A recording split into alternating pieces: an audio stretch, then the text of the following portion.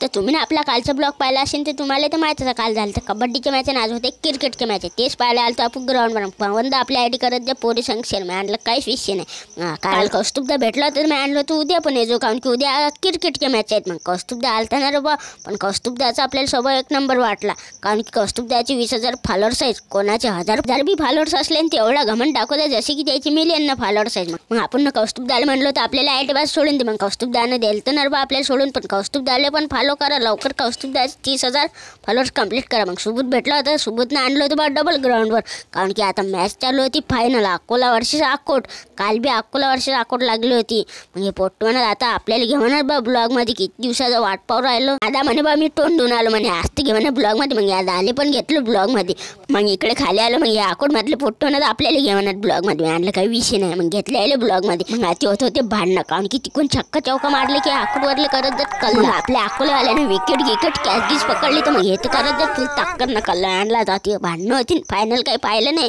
मग डायरेक्ट आलं तर मनोद्याच्या ते मग मनोद्याच्या ते पहिलं मग गरम चहा मग हे दोन पोट्टवणार आता आपल्याला घेऊनच ब्लॉगमध्ये आणलं काही विषय घ्या मग त्याला घेतलं ब्लॉगमध्ये आपल्याला खाणं होती बिर्याणी मग आलं तर आपण डायरेक्ट जवाहरनगर मेन चौकात मग आता एकच नंबर बिर्याणी भेटतो तुम्ही पण ये जा ती बिर्याणी खायला पाहून घे जा कशी लागते आजची